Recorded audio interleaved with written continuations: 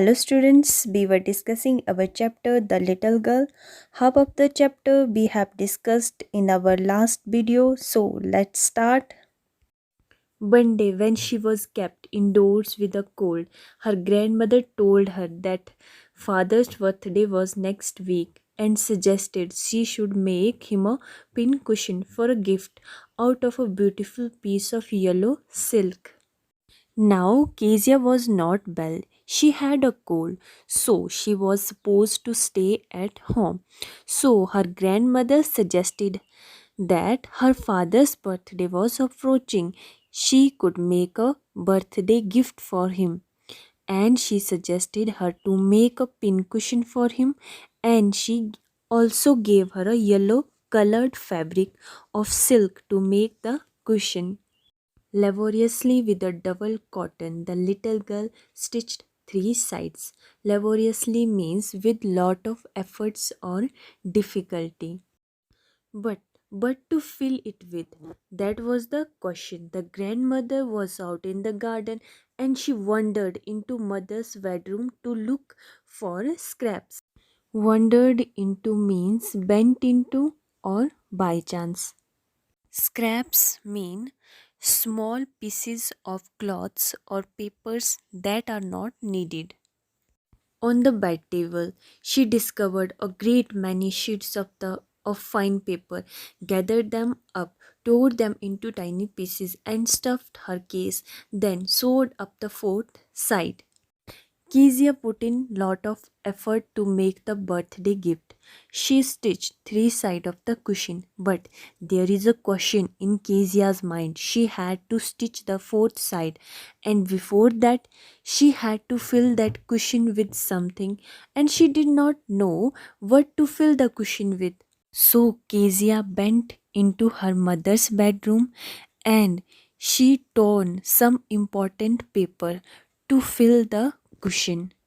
That night there was a hue and cry in the house. Father's great speech for the Port Authority had been lost. Rooms were searched, servants questioned. Finally, mother came into Kezia's room. Hue and cry means angry protest. There was lot of shouting in the house because Kezia's father had prepared a speech and he was unable to find it. Now we all know where the speech was gone. Kezia, I suppose you did not see some papers on a table in our room. They searched everywhere and then Kezia's mother asked Kezia about the paper. Oh, yes, she said. I tore them up for my surprise. What? Screamed mother. Come straight down to the dining room this instant. Kezia tells her mother she tore them for surprise. Kezia's mother is so furious when she comes to know that, and she orders Kezia to come down into the dining room. Kezia's father is very angry with Kezia and he stared at her and asked her if she had torn the paper. Kezia was so scared and she again stammering. Kezia trying too much to explain why she torn the paper, but Kezia's father is very angry. Kezia's father told her that he would beat her with the ruler. Kezia was so scared and she tried to hide under the sheet. And here we come to know that why Kezia's father was being strict with her, because she was a small child. She did not know what was important and what was not important. That is why unknowingly she has torn the important document of her father. He wanted that Kezia should know that in future she should not touch anything that does not belong to her. Hours later, when grandmother had wrapped her in a shawl and rocked her in the rocking chair, the child clung to her soft body. Clung means to attach yourself to something. Now Kezia had waiting, and many hours later her grandmother wrapped her in a shawl. She made her sit in her lap on a rocking chair, and she was trying to put Kezia to sleep, and Kezia clung to her grandmother. What did God make fathers for? She sobbed. Now Kezia was crying, and she said that God should not have made fathers. Here's a clean hanky, darling. Blow your nose, go to sleep, pet. You will forget all about it in the morning. I tried to explain to father, but he was too upset to listen tonight. But the child never forget.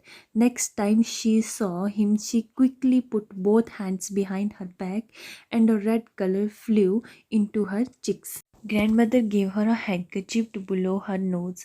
She added that by morning Kezia would forget the beating. So Kezia, again and again trying to justify herself. Kezia's grandmother had told her to go to sleep and that by morning she would forget the beating. But Kezia never forgot that. Whenever she saw her father approaching, she would keep her hands behind her back because she felt that maybe he would hit her again. MacDonald lived next door. They had 5 children. Looking through a gap in the fence, the little girl saw them playing tag in the evening. The father with the baby Mao on his shoulder, 2 little girls hanging onto his coat pockets, run round and round the flower beds, shaking with laughter. Once she saw the boys turn the horse on him, and he tried to catch them laughing all the time. Here, the writer tells us about Kezia's neighbors. Her neighbors were a family of McDonalds. The McDonalds had 5 children, and Kezia would beep at them through a hole in the fence. They played a game called tag. Tag is a game of catching one another. Mr. McDonald would make his little baby Mao sit on his shoulders, and the 2 little daughters they would hang onto his coat pockets, and they would run around the ground and they would laugh and laugh. Kezia also wanted such fun with her father. Then it was she decided there were different sorts of fathers. Now, when Kezia realized that her father was quite opposite to Mr. MacDonald, she felt that God had made various kinds of fathers. Suddenly, one day, mother became ill, and she and grandmother went to hospital. The little girl was left alone in the house with Alice the cook. That was all right in the daytime. But while Alice was putting her to bed, she grew suddenly afraid. One day, the Kezia's mother fell ill, so she was taken to the hospital, and the grandmother also went along with her. Now, Kezia was all alone at home with the cook Alice. Now, during the day, she was fine, but at night, when the cook put Kezia to bed all alone, Kezia started feeling scared. What will I do if I have a nightmare? She asked. I often have nightmares. Nightmares means a bad dream. And then Granny takes me into her bed. I can't stay in the dark. It all get whispery. You just go to sleep, child, said Alice, pulling off her socks, and don't you scream and wake your poor pa. Kezia often had a bad dream, and she explained to Alice that whenever she had nightmare, she would go to her grandmother and she would sleep with her. In the dark, she could hear different kinds of whispering sounds, which made her feel that there was someone around her. But Alice told Kezia to sleep quietly. She removed Kezia's socks and she warned her not to scream and wake her father. With the same old nightmare came the butcher with a knife and a rope who came nearer and nearer, smiling that dreadful smile while she could not move, could only stand still, crying out, Grandma, Grandma. She woke, shivering to see father beside her bed, a candle in his hand. What's the matter? He said. Butcher. Butcher is a person who cuts animal, who cuts meat.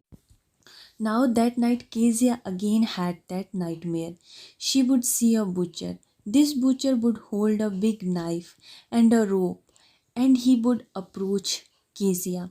He had a dreadful smile on his face, and once Kezia would see him, she would feel that she was unable to move. Kezia cried out for help. She called for her grandmother. When Kezia woke up, she was shivering, and she saw that her father was standing next to her bed and he was holding a candle in his hand. Now he asked Kezia why she was screaming. Oh, a butcher, a knife, I want granny. He blew out the candle, bent down, and caught up the child in his arms, carrying her along the passage to the big bedroom. Kezia was still scared of the nightmare. She said that there was a butcher. He was holding a knife and she wanted her grandmother. So here we can see the affection that the Kezia's father has for her. He lifted her and carried her to his bedroom. A newspaper was on the bed. He put away the paper, then carefully tucked up the child. He lay down beside her, half asleep still with the butcher's smile all about her, it seemed. She crept close to him, snuggled her head under his arm, held tightly to his shirt. Tucked up means covered up nicely in bed. Snuggle means moved into a warm, comfortable position. Kezia's father lay her in his bed next to him and covered her with the top sheets. Now Kezia felt her father's affection, and so she went close to him. She snuggled herself towards her father so that she would not feel scared again. And now Kezia had overcome her fear of her father. Then the dark did not matter. She lay still. Here, rub your feet against my legs and get them warm, said father. Now, once Kezia was with her father, she was no longer afraid. Her father asked Kezia to rub her feet against his legs so that they became warm.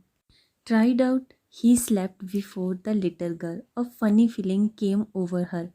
Poor father, not so big after all, and with no one to look after him.